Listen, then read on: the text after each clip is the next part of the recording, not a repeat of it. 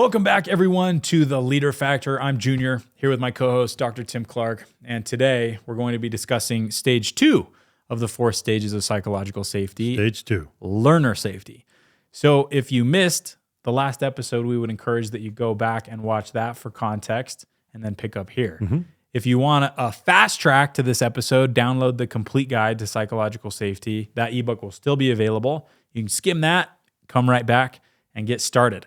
So where did we go last time? We talked about the 4 stages of psychological safety as a model, and we talked about stage 1, inclusion safety. Now we're going to be moving up to here, learner safety. So permission has gone up, respect has gone up, and now we've graduated to learner safety. So Tim, tell us about the operating assumption here about threat detection. Well, threat detection means that you're in a social environment and you're watching, you're listening, you're perceiving, you're observing, and you're trying to figure out how safe or unsafe the environment is. So how does threat detection work in stage 2? So what are some acts of vulnerability that we are trying to threat detect? Right. There's a subset of acts of vulnerability that are related directly to learning. So, for example, asking a question, giving and receiving feedback, maybe trying something new, even making a mistake. There's a whole set that are related to learning, and you're going to be doing kind of a risk-reward analysis, right, in a social setting as you think about, well, should I engage in one of those? Yeah. Do I think I'll be rewarded or punished if I do that? And how many of you, right? I mean, think about all the viewers and the listeners. How many of you have been in a meeting or a social setting and your hand went up to raise a question, but then you stopped midway and you took your hand down? We've all done that. We've all done that. Why did you take your hand down? Because you were doing the risk-reward calculation real time. Yeah. And midway through raising your hand, you said, oh, I don't want to do it. I think that's not going to go well. Yep. And it's probably dictated by your environment, right? Yes. In another environment, maybe that hand would have kept going up. That's right. Because of who was at the front of the room or the peers that were sat next to you. There are a whole host of variables that we're considering all the time. Yeah. And that's why I wanted to bring this up again to start off this episode, is that it is environmental. So it's not just your responsibility to figure out, should I raise my hand or not? It's the environment's responsibility, in our case, the leader who is responsible for the environment. Sets the tone. To make sure that when someone does threat detection as it relates to learning in their environment, they say, oh, this is a safe place. Hand's going to go up. I'm going to ask the question. Yeah. So that's where we want to get. Mm-hmm.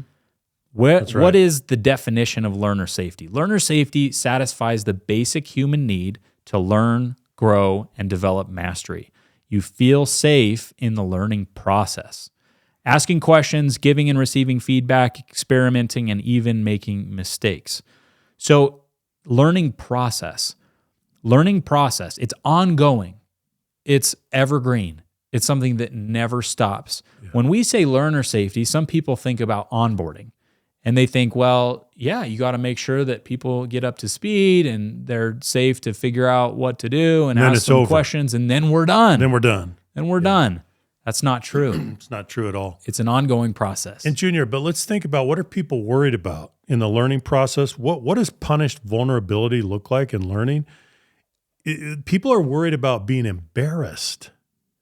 They're worried about being marginalized. They're worried about being socially rejected. They're worried about being demeaned or belittled or, ostracized in even mild and subtle and nuanced ways, if not outright ways.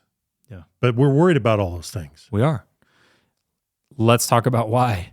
Because learning is intellectual and emotional. There are two sides to the equation. We have the thinking brain, which a lot of people think about. Well, it's purely in my brain. It's just, I just think about it. I just have to ask a question, and that's all. It's mechanical. There's a feeling brain, this put simply, that may interfere, and it's that feeling brain that is probably what's going to pull the hand down when it gets halfway up.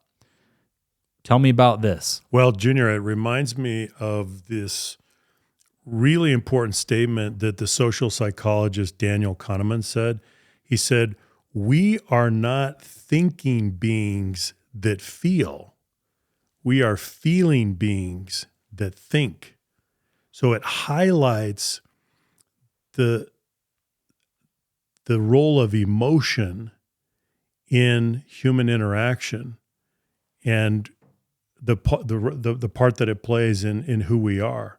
It's that fundamental. There's no learning that isn't interwoven with the feeling brain, right? Those two things don't come apart. You can't take them apart. They don't come apart.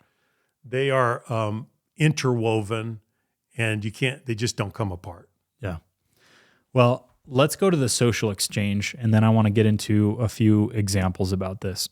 Right. The social exchange is encouragement in exchange for engagement. Encouragement to learn in exchange for engagement in the learning process. Why is this the social exchange, and why is it incumbent on the leader to go first? You put this first, encouragement. That's right. Well, the leader is responsible for creating conditions. So the leader has to go first to encourage your learning and to also reward the vulnerability of your learning when you do it. So but then what do you have to do? You have to engage in the learning process. So this is the reciprocal relationship. The leader and the team invite you and encourage you to learn, and then you engage in that process. That's what it looks like. That's the social exchange. So if we move down here, this is a visual that I like in particular. An emotionally bruised learner is a cognitively impaired learner. So this goes back to the thinking brain and the feeling brain. Right. So when we get emotionally bruised, let's say that we ask a question and someone shoots down that question, especially if they're in a position of authority. The teacher says like, no, just don't ask that question or whatever. That's a dumb question. We now get emotionally bruised. I don't care who you are. This has happened to you. Yeah. And I also don't care who you are as it relates to whether or not it affected you. It did. It did. We know that it did. Yeah. You may like to think that it didn't, but there was a point, sometime, where it affected you. And especially in childhood, these things make a big difference. In adulthood, is it all of a sudden that we graduated and doesn't matter anymore? No, it's the same. Even though you may not show it, it's the same. Right? So think about being repeatedly punished in your learning vulnerability, repeatedly. Over time, it's a pattern. That has an impact. Give you an example. Two examples come to mind. And for all of you viewers and listeners, as I share these two examples, I want you to think about your own life. I want you to think about someone that had a profound impact on you that gave you learner safety. So the first example is there's a writer that some of you may be familiar with. His name was Albert Camus. He was a French writer. He won the Nobel Prize in literature.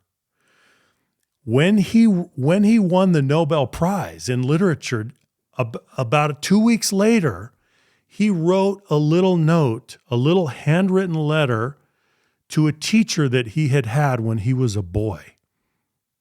And I wish I could quote it, but I'm going to paraphrase. He said, "If it weren't for you, none of this would have happened." Can you imagine?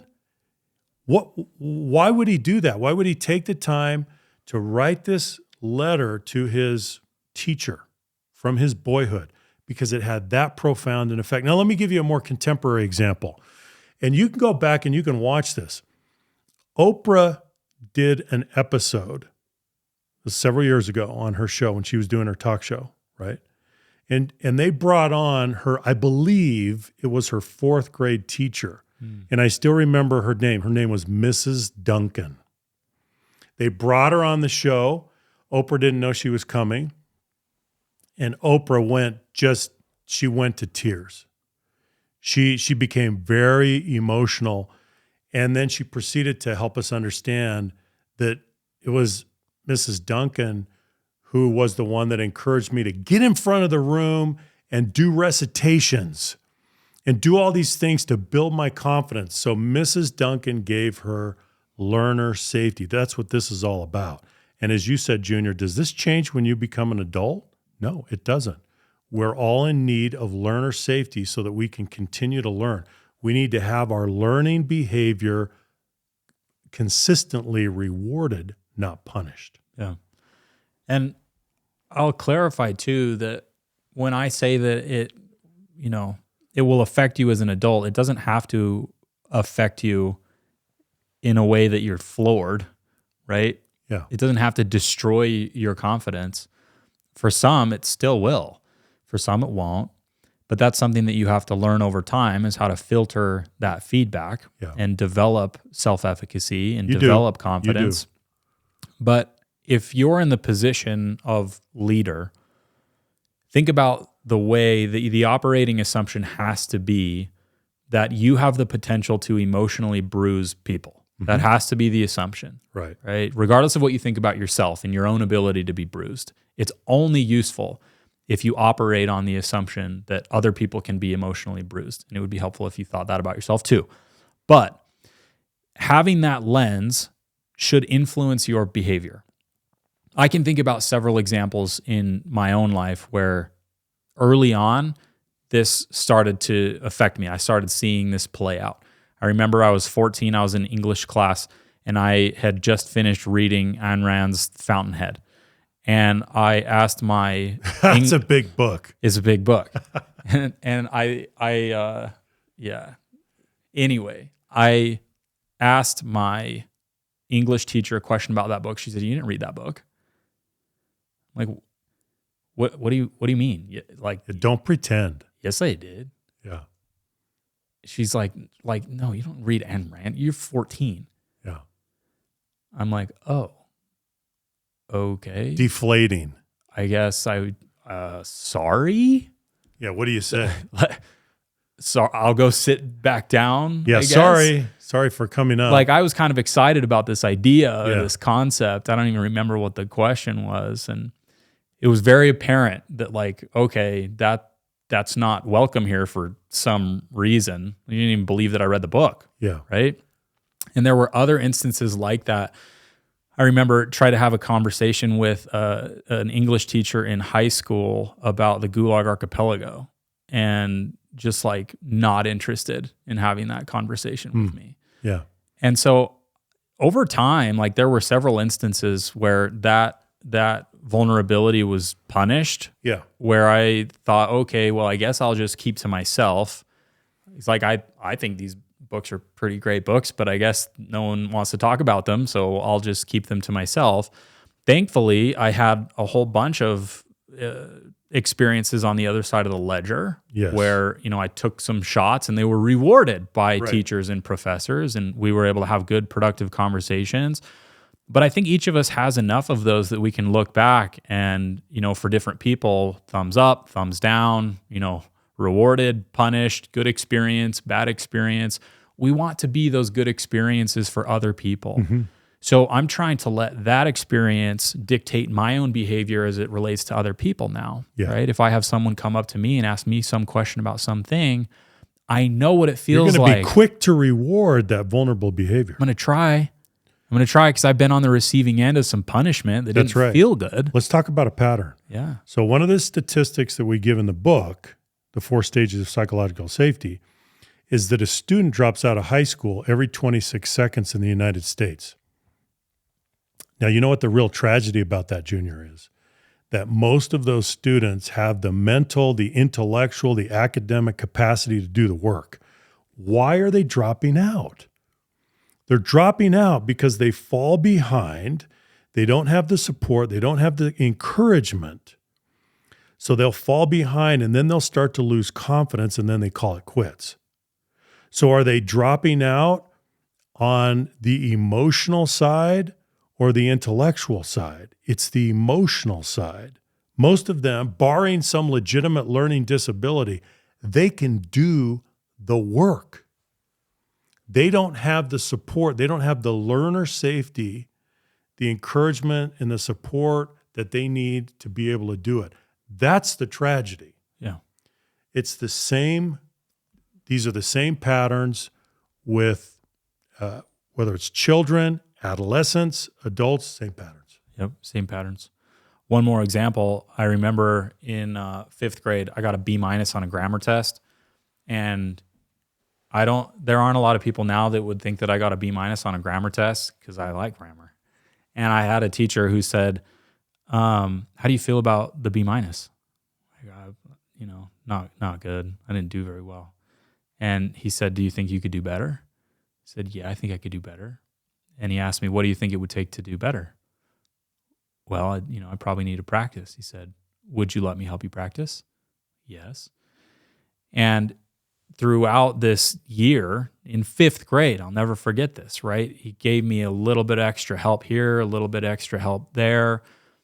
When I got the B+, it was like a massive celebration, right? Like, look what you did, that's amazing. Yeah. And then it was an A-, and then as an A, right? And like, I really dug in, and I think that if I would have been punished at that moment, I don't think that I would have made that transition to become better. So anyway, all of these examples are just flooding into my mind, and it's probably happening to some of you listening. That's what learner safety is all about. Oh, it's so important. I can't emphasize that enough. It comes through in the way that we engage with people every single day. Yeah. And if we want people to learn, and let's bring this back institutionally and move away from 5th and 9th grade. If we talk about a Fortune 500 institution, we talk about big high power leaders, what do we want out of our organizations? We want high performance, we want high achievement, we want innovation. What does that have to do with this mechanism? The exact same thing. It's the same. Junior, I got to insert this example, okay? I spent a lot of time with executive teams. Do we really think they're different? Do you know they are just as insecure about asking a question in the presence of their peers as any population that I've ever seen? Maybe even more so. Yeah. Because they're terrified of appearing foolish in front of their peers. And so they're very guarded, they're self-censoring, they're being very careful about what they're saying, let alone asking a question. So come on. Like this is the human experience. This is common. It doesn't matter what your demographics are. It doesn't matter what your status is in the hierarchy. You're going to be feeling these influences, and you're going to be hoping that your learning vulnerability is rewarded. Yeah. Can't emphasize that enough. So what does that have to do with the leader factor? Well, the leader sets the tone. The leader is the most important factor in creating the environment in which learning vulnerability is rewarded. That's right. So let's go to the slide. Model, as we talked about last time, we're going to engage in these acts of vulnerability ourselves. We're going to ask questions. We're going to admit we don't know. And then we're going to reward. That's right. When someone ventures a guess, when someone raises a hand, we're going to key on that. Yeah. And we're going to say, okay, light bulbs on. This is an act of vulnerability. I am now in charge of rewarding or punishing that. Which of those am I going to do? I'm going to reward that, right? And you have to be able to, you have to be sensitized enough that you're identifying these acts of learning vulnerability real time. Yep.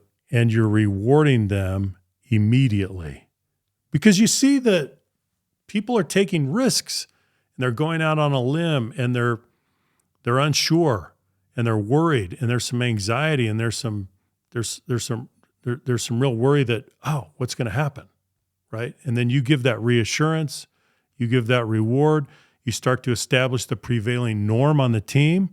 Everybody else is watching, and then hopefully that's perpetuated. Yeah, that's a good point, because it's not just the relationship between the person asking the question and the one receiving. It's everybody in the audience. Oh, yeah. They're all watching. They're all watching. They're all watching keenly. Yeah. What's going to happen? What is this person going to do? That's right. So what do we do? Here are 3 behaviors. Share what you're learning. This is a powerful one. As in learner safety, this is one of the most important things as far as self-directed continuous learning goes. If I'm a leader and I show up to my team and I say, hey, here's this thing I learned that I didn't know yesterday, that I went out and found, that I learned that will affect today. Right. That pattern, hugely important, because what's going on? It's an admission of ignorance because you're implying that you didn't know before, and it may be a simple thing, right? Mm-hmm. Hey, here's this. Do you know that this button in this software does this thing? Yeah. Right? So easy and so benign, some of these things that actually go a really long way. Mm-hmm. Just showing other people that you're engaged in this process. You're interested in getting better. You're interested in what you don't know and in closing the gap. Yeah. So this one I like. Well, you're sharing your delight in the learning process, and that's contagious, right? And so hopefully any potential embarrassment or marginalization, that's like gone. And that's the kind of pattern that you're trying to establish. The next one is take notes. This one is powerful. And if you don't do this, do this. Take notes. Next time you go into a meeting, bring a pen and paper. Mm-hmm. Not your computer, unless you have to. Bring a pen and paper. Go hard copy? Hard copy. You're going to retro? Yeah, why? Because this is not a move for utility, it's a culture move. So the act of taking notes is not just about the information that you jot down. Yeah. Anybody can take notes, right? An AI note taker is part of almost every meeting we have. We have minutes, we have call outs, we have next steps that are taken for us. We use that for the podcast. So why then would we take notes if it's all captured for us? Because it's a cultural signal to everybody else in the room that I'm here paying attention, trying to get something out of this meeting. I'm learning, right? Yeah. There have been team members that we've had that have come with hard copy notes and have jotted notes during meetings, others who have taken digital notes, others who have just sat there, right? Mm-hmm. I've seen this in our own team. I've seen it in teams out there. And it could be that every single one of those people is retaining the same information. But what do I see when I see someone taking hard copy notes? For whatever reason, I immediately know, like, well, they're not drawing, they're not doodling. They must be present in this meeting. Focus on what's going on. They're learning. It's an expression of humility in a way that I'm a student. Yeah. And like, if you don't, let's say that you're really against this pen and paper idea, make sure that nothing else is open on your computer. Right. Here's another just tip. Turn your brightness all the way up so that everyone can see what's on your screen. You ever notice that that's what people do? They'll dim their screen so that you can't see what's on it. What do I think you're doing? How do you know all these things, Junior? Because I do them all. We all do them. That's why, right? And so, so for anyone on the Leader Factor team, if you ever see me with a dim screen, I'm doing something else. No. But that's an easy way, right, to show everybody else, hey, I'm paying attention. If all you see is a blinking cursor on a white page, that's what's going on. Yeah. So take notes. Last one. Identify and share what you unlearn. Respond to that one. Unlearn. Well, learning implies unlearning, especially these days. And it becomes all the more powerful when you share that with others because you're helping them understand the discovery process that you're going through, your journey of, your learning. And what we're trying to get to, Junior, is we're all trying to become aggressive, agile, self-directed learners. But then we can do that kind of on our own. We develop those habits, that learning disposition. But then we have to get together, and now we're learning together, right? So now learning becomes social. So then think about the imperative of learning agility, to learn at or above the speed of change. you can't do that together unless there's learner safety between and among us. You can't do that. So part of that process is to share not only what you're learning, but what you're unlearning. That really gets people's attention. Often we have to unlearn because of mistakes we made. And so admitting mistakes, I think, is pretty tied into sharing what you unlearn. It's implied. And doing that both individually and collectively as a team is an important dynamic to establish. It's important that as a team you have this pattern. Right. Hey, everyone, we tried this thing. It didn't work.